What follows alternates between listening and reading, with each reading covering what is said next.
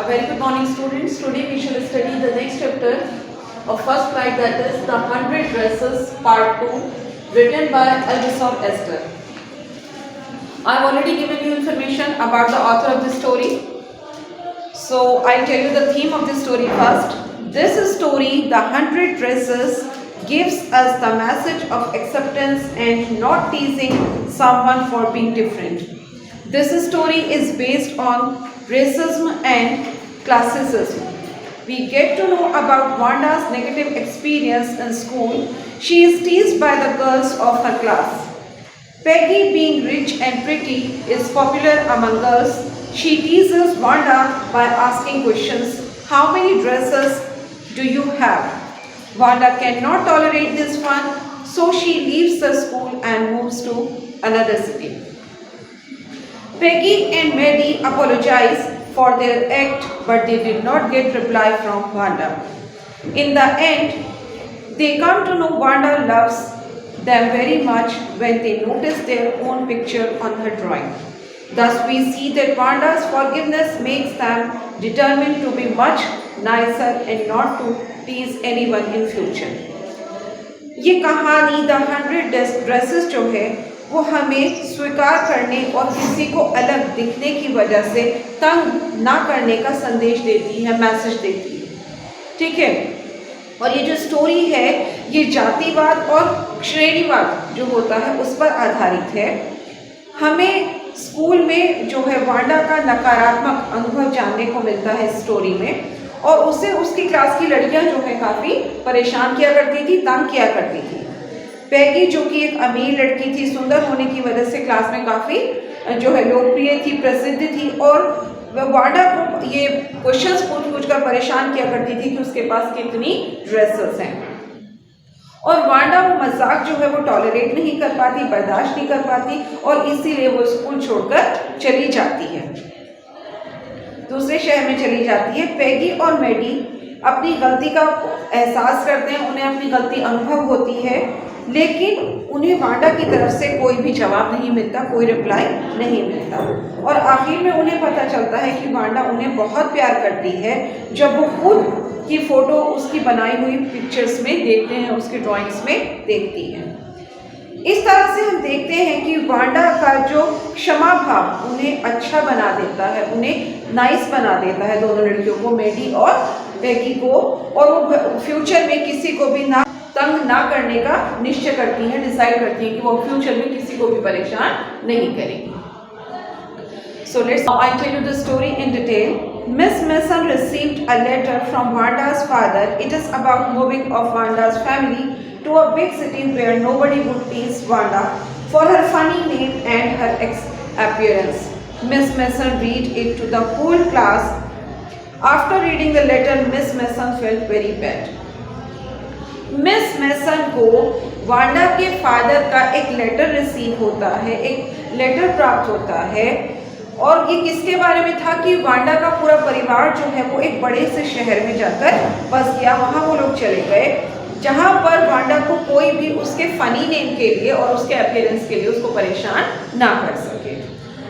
और जब miss mason ने ये लेटर पूरी क्लास को पढ़कर सुनाया, और उस लेटर को पढ़ने के बाद उन्हें काफ़ी बुरा लगा, काफ़ी दुख हुआ। After getting to know what is written in the letter, the whole class, including Peggy and Maddie, got stunned and realized their bad attitude towards Wanda.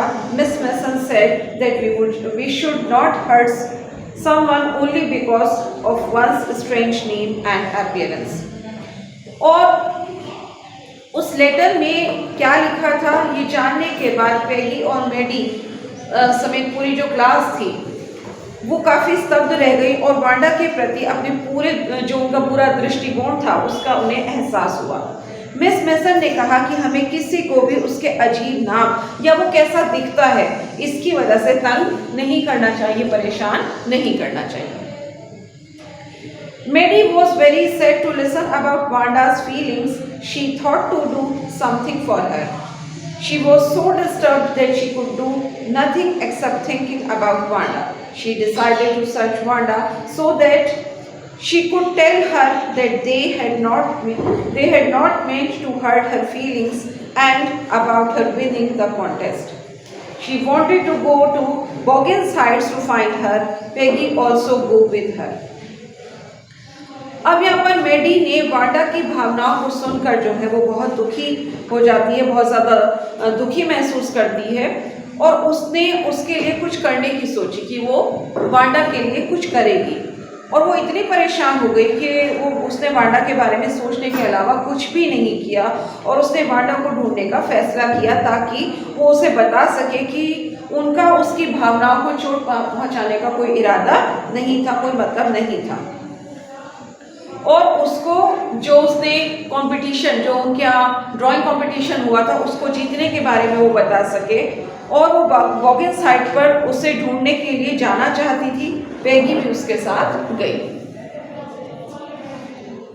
Peggy and Maddie went to Boggins Heights, but by that time they reached there.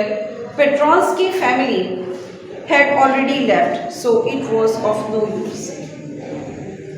Peggy और मेडी जब बॉगिन्स height पर पहुंची, उस वक्त तक जो है वो पेट्रॉन्स की फैमिली, वांडा पेट्रॉन्स की जो फैमिली थी वो वहाँ से पहले ही जा चुके थे और इसलिए उनके जाने का वहाँ पर कोई फ़ायदा नहीं हुआ।